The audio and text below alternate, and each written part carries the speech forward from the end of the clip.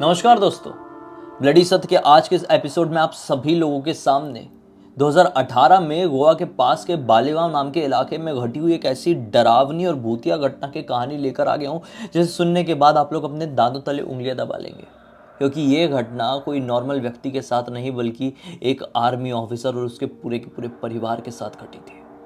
तो चलिए चलते हैं 2018 में और शुरू से शुरुआत करते हैं। तो विनीत नाम के ये व्यक्ति आर्मी में अपना काम किया करते थे, अपनी सेवाएं देते थे और अपने परिवार के साथ यानी अपनी एक पत्नी और 5 महीने के बच्चे के साथ अच्छी खासी अपनी जिंदगी कहीं तो भी समवेयर इन इंडिया काट रहे थे। फिर अचानक से इनको ये खबर मिलती है कि इनका तबादला हो रहा है, इनका ट्रांसफर हो रहा है और अब इनको नियुक्ति गोवा के पास के बालेगांव नाम के इस इलाके में मिलेगी। रहने के लिए इनको घर मिलेगा जहां पर ये अपनी पत्नी बच्चों को रख सकते हैं। ज़्यादातर टाइम तो ये अपनी ड्यूटी पर रहेंगे, हेडक्वार्टर में रहेंगे, लेकिन जब कभी भी मौका मिलेगा ये वहां पर जाकर अपनी पत्नी बच्ची के साथ टाइम स्पेंड कर सकते हैं। सब कुछ ठीक था यहाँ तक।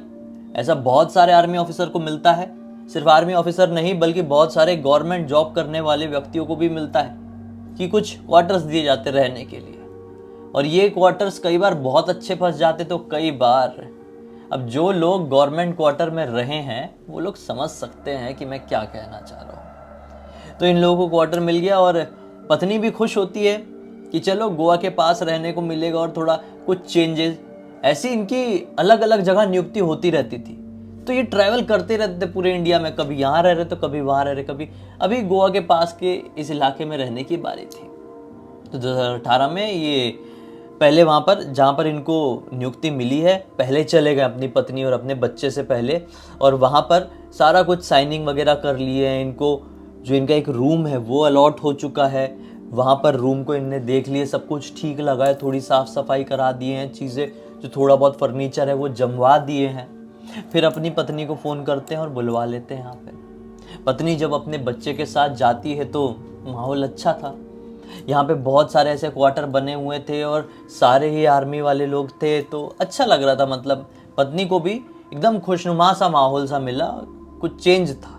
गोवा के पास एक अलग ही एक वाइब आती है गोवा वाले यहाँ, तो इनको अच्छा लगा। ठीक है भाई, पतिदेव ने बोले, विनीत जी ने बोले कि मैं आने वाले 2-3 दिनों तक अभी हूँ, उसके बाद से मैं अपनी ड्यूटी में चले आऊँगा और हेडक्वार्टर्स में फिर मेरा दिनों रात काम चलेगा, तो आऊँगा नहीं आऊँगा इसकी कोई गारंटी नहीं, कभी आऊँगा कभी नहीं आऊँगा। बोले ठीक है कोई बात नहीं, ऐसा तो आपके साथ बहुत पहले से हो रहा है। ठीक है भाई, अब पतिदेव के साथ ये रहना शुरू कर दिया। आने वाले 3 दिन उस घर में कैसे बीत गए पता ही नहीं चला। अब ये लोग पूरा सेट हो चुके हैं, प्रॉपर सेटल हो चुके हैं इस घर में। अब पतिदेव सुबह सुबह आज ड्यूटी जाने वाला दिन है और फिर लौट कर कब आएंगे इस बात के बारे में इनको नहीं पता। और आर्मी में ऐसा ही होता है ना कि जा तो रहे हैं, लौट कर कब आएंगे कोई अंदाज़ा नहीं होता है। तो वो चले गए। अब इन्हें बोली कि ठीक है भाई सुबह सुबह चले गए हैं तो क्या करूं, अभी थोड़ी देर घर के बाहर आंगन में बैठ के अखबार पढ़ती हूं और फिर उसके बाद अपना दिनचर्या आगे बढ़ाऊंगी। तो इन्हें अपने लिए एक चाय बना ली और आंगन बढ़िया गवर्नमेंट हेडक्वार्टर्स, जो क्वार्टर्स मिलते हैं, हेडक्वार्टर बोल रहा हूँ मतलब जो गवर्नमेंट क्वार्टर रहते हैं उसमें कैसा रहता है, बढ़िया आंगन बगीचा जैसा रहता है। वहाँ पे कुर्सी लगा ली, चाय पीते हुए अखबार पढ़ रही है।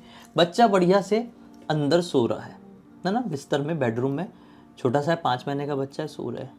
अचानक से इनको बच्चे की चिल्लाने की आवाज़ सुनाई देती है। ये घबरा जाती है कि बच्चा तो अभी गहरी नींद में सो रहा था और इतने बजे वो ऐसा उठता नहीं है कभी, तभी इसको क्या हो गया।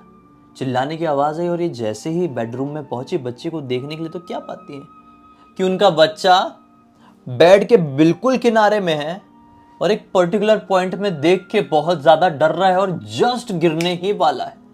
ये भागते हुए गई और बच्चे को संभाली, एकदम सहम गई कि 5 महीने का एक बच्चा जो गहरी नींद में सो रहा था, उसने ऐसा क्या देखा जो इतनी जोर से चीखा है और बिल्कुल बेड के किनारे में आ गया और जस्ट गिरने वाला था, और किस चीज को देखकर बस घूरा ही जा रहा था। ये थोड़ी घबरा गई, सोची हो सकता है कि बच्चे भी बुरे सपने देखते हैं कई बार, कोई डरावना सपना देखा होगा, कोई बात नहीं, इसको ठोक के वापस से सुला देती हूँ। सो जा बाबू सो जा, लाल पलंग में सो जा।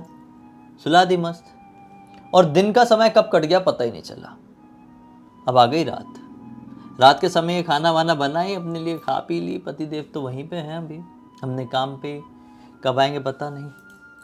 रात में लगभग 11 साढ़े 11 बजे के आसपास इन्होंने सोची कि अब सो जाती हूँ। अपने बिस्तर में बढ़िया लेटी है, ऐसे आंख बंद करी ही है सोने के लिए कि इनको इनके इस घर के हॉल से, अब ये बेडरूम में सो रही है, हॉल से किसी के ऐसा चप्पल घसीट घसीट के चलने की आवाज़ सुनाई।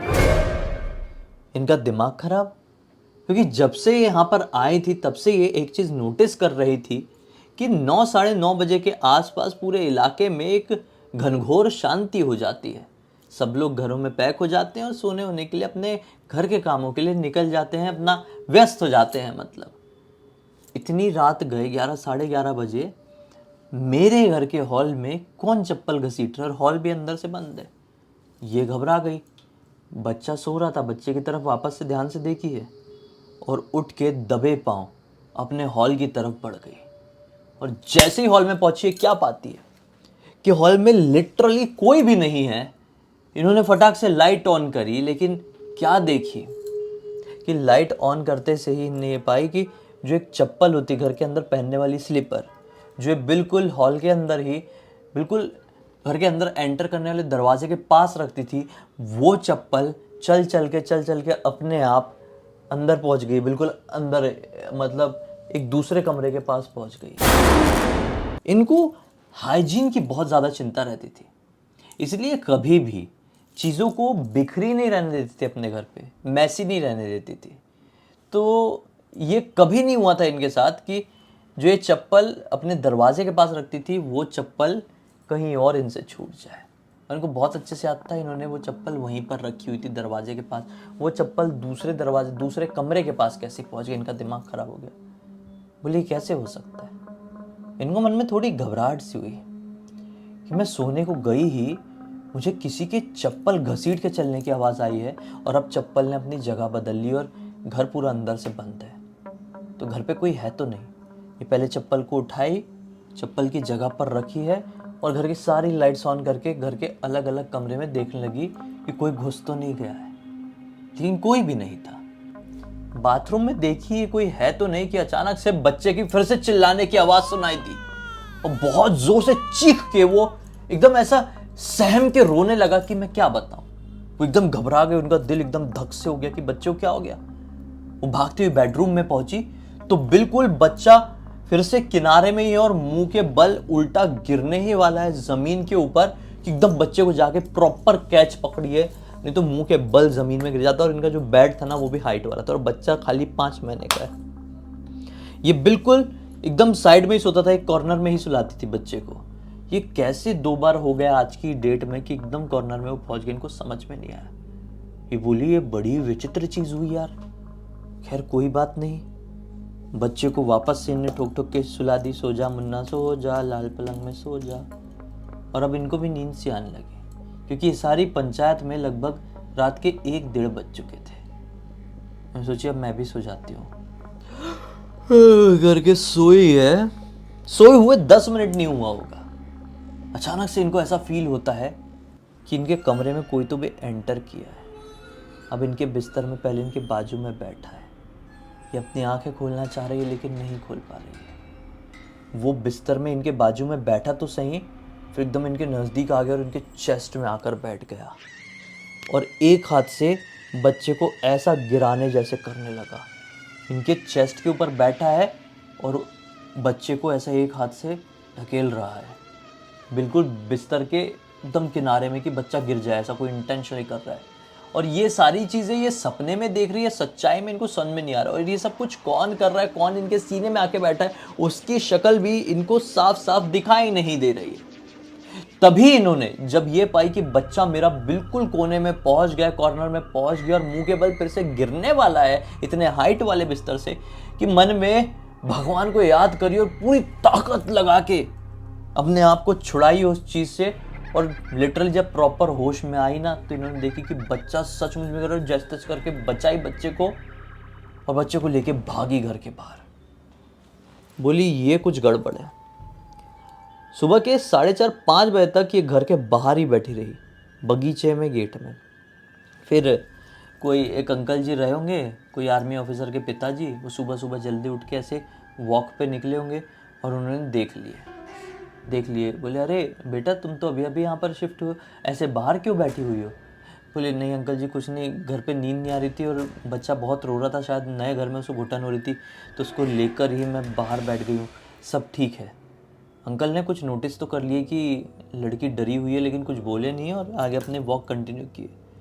फिर किस्मत इतनी अच्छी जो पतिदेव ने बोले थे कि पता नहीं मैं कब आऊँगा, वो अगले दिन की सुबह आते हैं और तब भी ये घर के बाहर ही बैठी रही थी। तो अपनी पत्नी को देखकर बोलते हैं विनीत जी कि अरे तुम ऐसे बाहर क्यों बैठी हो और तुम्हें देखकर ऐसा लग रहा है कि रात भर से सोई नहीं हो, सब कुछ ठीक तो है ना।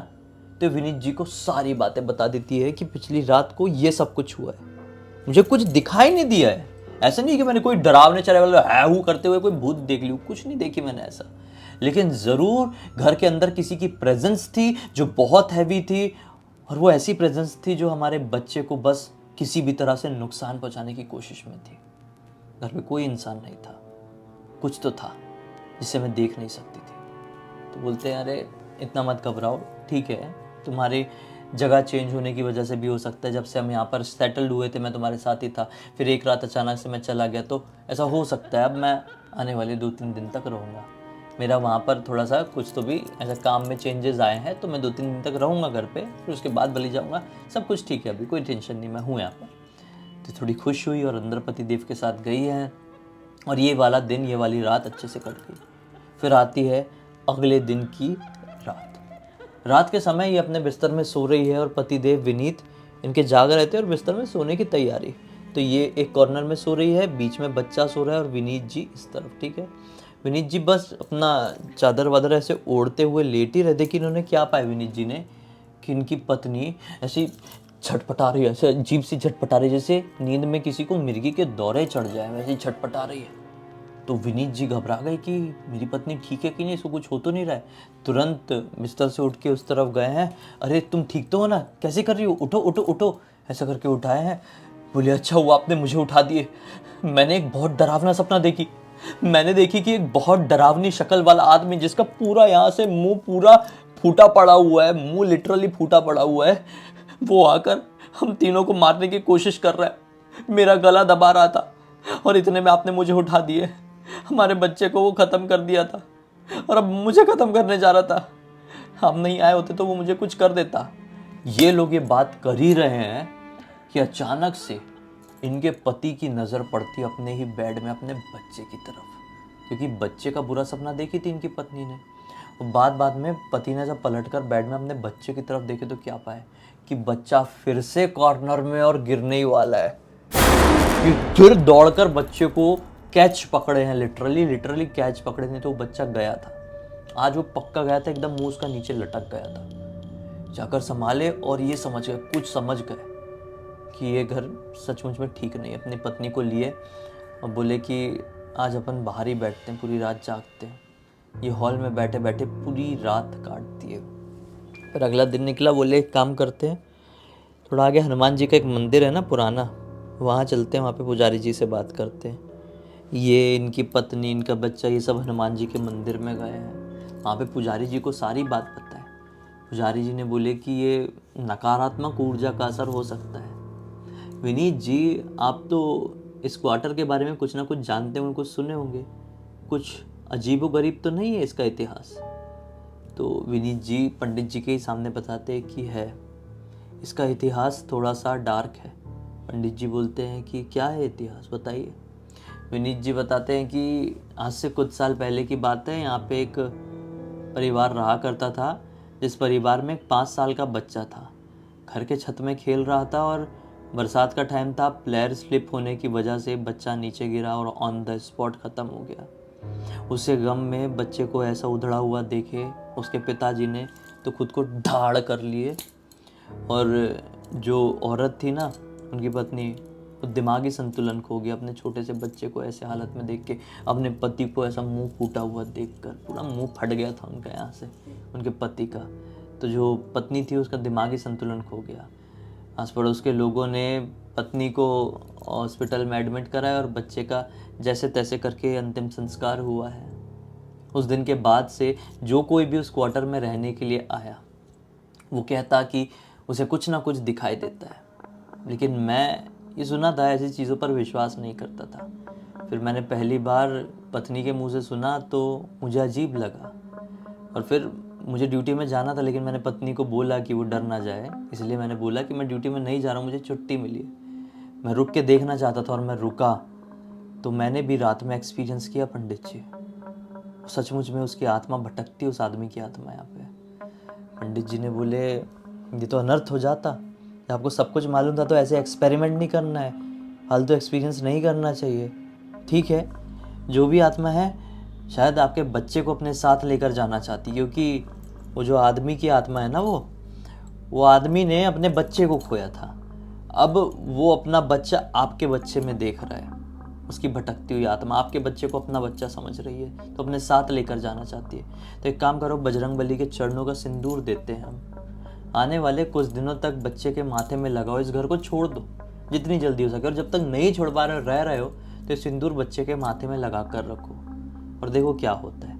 ये लोग सिंदूर लेकर आ गए हैं और वो छोटे से बच्चे के माथे में सिंदूर लगा रहे। लिटरली आने वाले 5-6 दिनों तक कुछ हुआ नहीं और इन्होंने भी प्रोसेस स्टार्ट कर दिए थे इस घर को छोड़ने की।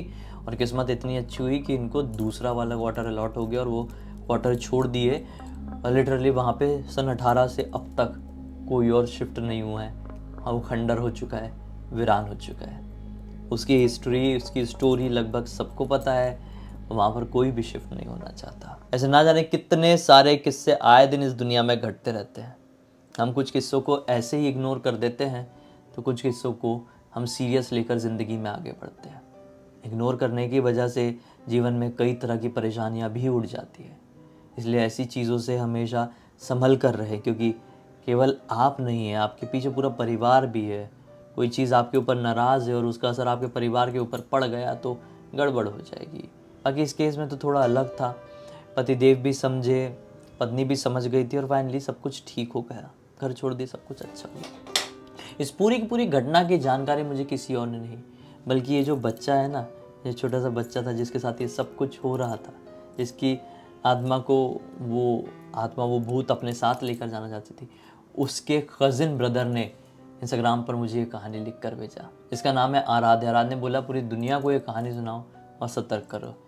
तो मैं आपके सामने लेकर आ गया। उम्मीद करता हूँ आप लोगों ने अच्छी सीख भी ली होगी और अच्छा मनोरंजन भी। तो इसी एक नोट के साथ इस कहानी का अंत कर देते हैं। जाने से पहले